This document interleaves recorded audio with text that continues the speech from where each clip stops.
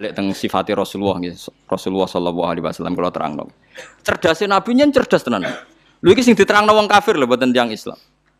Orang-orang kafir Mekah itu punya tradisi syirik ya seperti dawuh Imam Syafi'i tadi.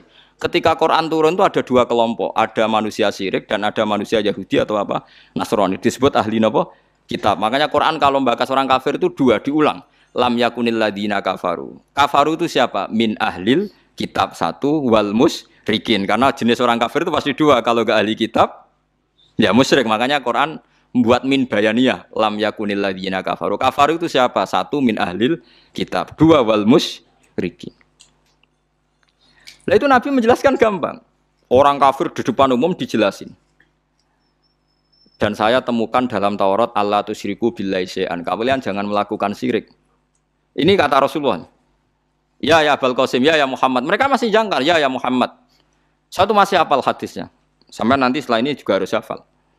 Masalu dzalika masalu rajulin ishtara abdan bi khalisi mali min warikin aw dhahabin fayamalu li ghairihi wa yu'ti ghullatahu li ghairihi ayyukum sarrahu dzalik. Itu Nabi. Jadi kalau ngajak dialek itu cerdas sekali. Orang melakukan syirik itu sama saja kamu beli budak, beli pegawai atau beli pekerja, beli karyawan. Kamu beli itu pakai uang kamu sendiri, min warikin aw dhahabin, pakai emas kamu, pakai uang kamu. Kemudian budak yang kamu beli itu kerja untuk orang lain. Dan hasilnya pun dikasihkan orang lain. Ayyukum sarrahu dzalik. Kowe seneng di budak sing ngono iku. Jare wong kafir tak pateni ana budak, tak idek-idek. Jadi wong tuku budak, tuku pegawai gitu, tuku karyawan atau tuku kalau sekarang enggak ada budak ya mungkin beli apa ya, pembantu atau apa. Udah beli mahal-mahal dibeli kerja untuk orang lain. Hasilnya pun dikasihkan. Ayyukum sarrahu dzalik. Apa ada di antara kalian yang suka punya budak seperti itu? Kulluna la nuhibbuhu ya Muhammad. Kita semua tidak senang. Ya seperti itu. Kamu ini diciptakan Allah, dikasih rizkinya Allah, menempat di buminya Allah. Kemudian kamu sujud kepada selain Allah. Itu aneh enggak? Aneh mat. Do Islam separuh. Itu Nabi. Jadi Nabi itu panjang. Orang kok ben Islam ditirakati poso mboten enten sejarah ngoten niku aneh-aneh wae. Ono kiai ben pengaruhe gede poso terus tambah ambles ora sunah Rasul iku. Sunah resi-resi niku. Aneh-aneh iku. Nak ngaji yo nganggo ilmu, nganggo hujjah kul falillahil hujjatul baligh. Lah nek ben jaduk ya monggo poso-poso. Iku enak jaduk tetep mati juga kan nanti. Aneh-aneh wae. Diken aku pengen ngalim sing barokah yang nerangno ngeten iki, telaten nerangno, sithik-sithik diterangno sampai munfakin, sampai napa? Sampai mereka tercerabut dari pemikiran kekafiran itu. Meskipun nanti ya tetap terjadi tafarruq. Yaitu tadi wa ma tafarraqal ladzina utul kitab illa mim ba'di ma ja'atumul bayyinah. Jadi Nabi kalau menjelaskan itu sederhana. Ada seorang bapak sayang sama anaknya. Anaknya banyak yang disayang hanya 1 2. Pamit ya Rasulullah karena saya mencintai itu saya kasih lebih banyak. Nabi jawabnya enak. Alas tatarju ayakuna fil birri sawa. Bukankah kamu ingin semuanya baik sama kamu? Iya ya Rasulullah. Ya sudah idzan fala. Kalau gitu jangan. Seorang bapak itu kan kadang aneh. Dia ingin semua anaknya itu hormat dia, tapi tetap yang disayang 1 2. Tapi tetap ingin semuanya hormat, semuanya sayang. Makanya kan orang aneh kan bapak ini. Makanya kata Nabi, ya kalau gitu fala idzan. Kalau gitu jangan melebihkan anak satu dibanding anak yang lain. Makanya Nabi tidak suka kalau ada anak dipilah-pilah, itu tidak suka. Itu Nabi. Jadi kalau memberi penjelasan itu jelas.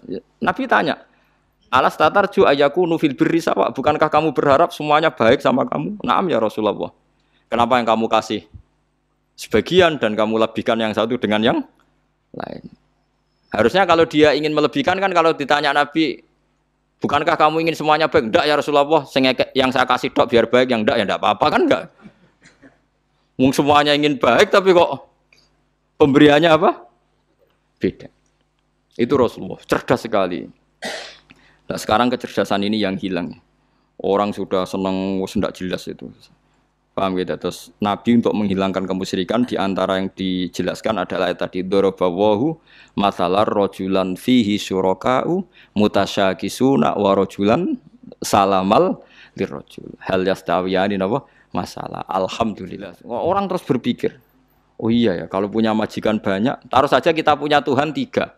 Yang satu mengharamkan zina, yang satu mewajibkan zina. Itu sudah bingung kita. Pas diwajibno wis ra kuat. Pas dilarang pas kepengin, anut pangeran sing ndi. Warang melanggar pangeran sitok ngamuk. Dituruti sitok sing sitok ngamuk kan bingung. Nah, kalau pengirannya sitok kan jelas, aturannya jelas karena satu nopo pintu, satu nopo aturan. Dilatih gitu.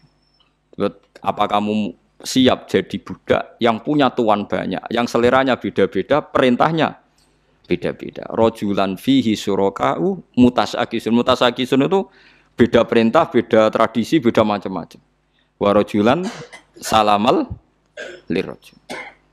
Itu Rasulullah. Terus niki yang perlu sampean perhatikan. Terus Nabi itu kalau menjelaskan tuh gampang sekali dan telaten Nabi itu. Enggak, Nabi itu telaten. Wong nate ketemu Walid, terus ketemu Abu Jahal. Ya Nabi itu telaten, diskusi sampai mereka tuh nggak bisa mikir sudah ngadepi Nabi. Ya telaten sekali. Kalau gak ada kitab ya Musnad Ahmad itu, saya mulai baca sejarah. Yaitu tadi seperti Nabi ngadepi anak muda yang ingin zina, ya telaten diterangkan. Kamu siap ibu kamu dizinai orang, saya bunuh ya Rasulullah orang yang menzinai ibu saya, putri kamu, bule kamu, bude kamu, diulang semua. Banyak yang disebut Nabi. Sampai pemuda itu keluar terus dia demi Tuhan, saya belum pernah melihat sesuatu sejijik zina. Betapa kriminalnya zina karena melukai orang banyak. Ya, itu ya sudah. Pun saat ini kalau nerangno hisab ya. Tabarakalladzi ja'ala fis sama'i buruja wa ja'ala fiha siraja wa qamaran munir. Terus ngeten nggih kalau dalam fikih Syafi'iyah, nggih fikih Syafi'iyah. Sebetulnya orang itu boleh percaya hisab.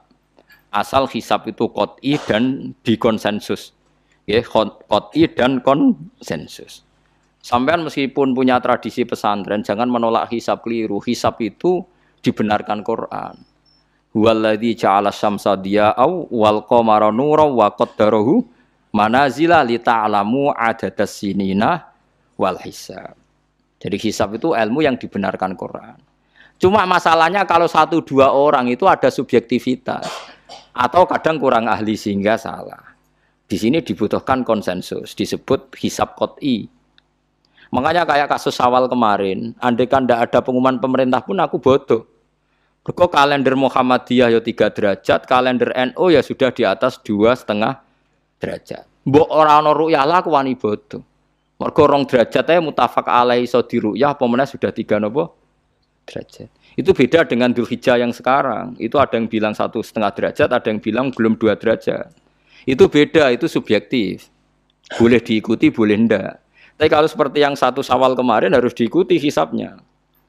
Paham ya? Makanya kalau kata Imam Subki, hisab itu boleh diikuti kalau konsensus bagi para ahlinya. Tapi kelirunya orang-orang yang kadang itu anti hisab. Padahal hisab disebut Quran li ta'lamu adadas sinina wal hisab. Memang Nabi ngendikan sumul ru'yati wa aftilul ru'yati. Ya ru'yah itu penting itu tadi. Tapi ru'yah yang tidak beda dengan hisab. Yaitu sama-sama ru'yah plus imkan ru'yah. Jadi kudu ngerti ilmu gini mang jelimet sampai ndak usah terus bikin dikotomi. NU itu ru'yah kalau Muhammadiyah hisab. Sing muni ngono iku sapa? Wong alim ra ono sing muni ngono. Waktu gale ngene, NU kunut, Muhammadiyah gak kunut. Kula sebagai wong alim bahasa itu aneh. Imam Syafi'i itu kunut. Imam Syafi'i tahun 150 Hijriah. Saiki tahun 1436.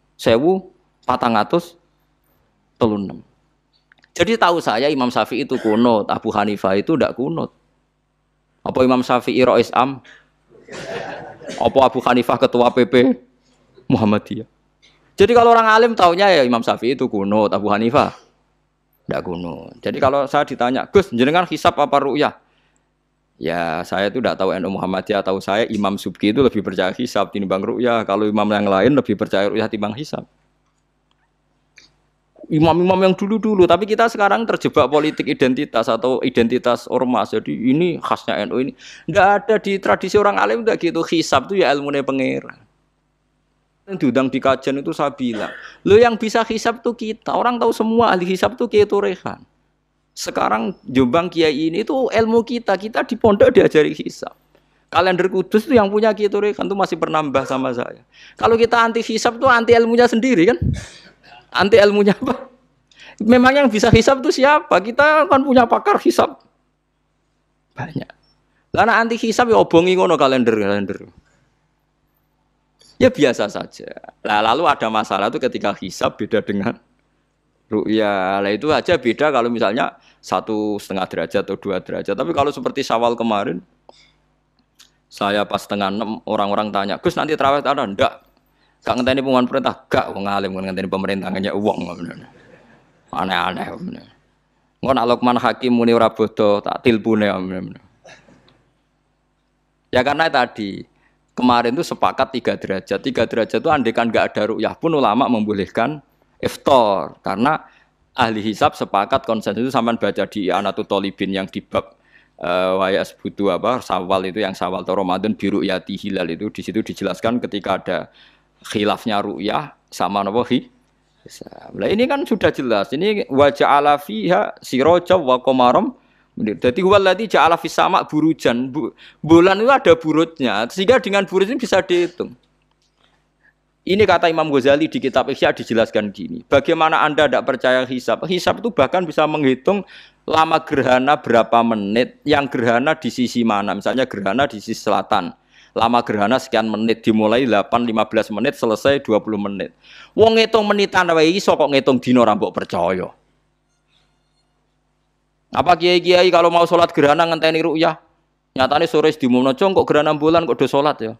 Mbah dereng ru'yah kok ndak gitu. Ayo, nak do ngumumno ngenteni ru'yah apa sudah diumumkan dulu? Diumumkan, engko nak gerhana tenan terus do sholat gitu. Percaya hisab dulu apa ru'yah dulu? Hisab kan? Hisab itu permanen, bahkan bisa digarap 100 tahun ke depan. Wong bulan konsisten agar apa kiamat nggih sik ngeten-ngeten mawon. Jelas nase waladzi ja'ala syamsa dia awal qamara nura wa qaddarahu manazila kulli ta'lamu adadas sinina wal hisab. Saya pernah ditanya orang, lu jenengan kok ngotot gitu Gus? Saya ini orang hafal Quran, saya itu paling anti kalau ilmunya Quran dilawan. Hisab itu ilmunya Quran, ru'yah juga ilmunya Quran, ilmunya Rasulullah, tidak usah dilawan. Lu soal yang hisab keliru itu mungkin karena orangnya. Itu Imam Ghazali menyontohkan begini, itu lucu deh ya. Ada dokter, kebetulan dokter itu mendiagnosa Anda salah dan Anda akhirnya tambah mati. Kemudian Anda anti kedokteran itu salah. Dokter itu yang salah, tapi jangan anti kedokteran. Imam Ghazali nyontohkan gitu. Kalau orang tuh bisa salah namanya orang. Saya baca kitab kadang ya salah namanya orang itu. Tapi kamu jangan anti saya karena benarnya lebih banyak. Paling salah saya kan 0,0 sekian persennya tetap ada. Gua pas ngantuk, gua ngelamun ya ada. Tapi masalahnya salah sampean lebih banyak. Sehingga sampean terpaksa yang ngaji saya kan bukan saya terus tidak pernah salah ya pernah. Cuma saya prediksikan misalnya ya paling 1% lah. Kalau 2% kebanyakan. Itu saja mungkin ya pas ngantuk atau tidak fokus atau apalah. Kalau sampai ingin benar saja potensinya salah. Wah itu kan. Lah itu mungkin ahli hisab juga mungkin salah karena manusia. Pas ngitung 0,0 sekian ngitung hilal buru ceng ini pas bojone ngamuk atau pas tagihan BPKB kan terus blobor toh garapane terus. Makanya kata Imam Suyuti dibutuhkan konsensus. Orang banyak ahli hisab ternyata memutuskan demikian kayak kemarin 1 Syawal kemarin itu kan semua kalender bilang 3 derajat. Wah itu kalau seperti itu mesti setelah istimewa sudah tinggi sekali. Orang sangat ngenteni apa? Ru'yah. Ya tapi ya karena kita percaya ru'yah ngenteni pengumuman ru'yah. Saksinya adalah di Gresik ini, di Aceh. Nek wong alim mesti maca guyu. Ah saksi barang kok repot. Mulane anak-anak tanya saya, Gus nanti terawih ndak? Aneh-aneh. Tapi kan pemerintah gak umumno wis bodoh aku sing nanggung. Ada.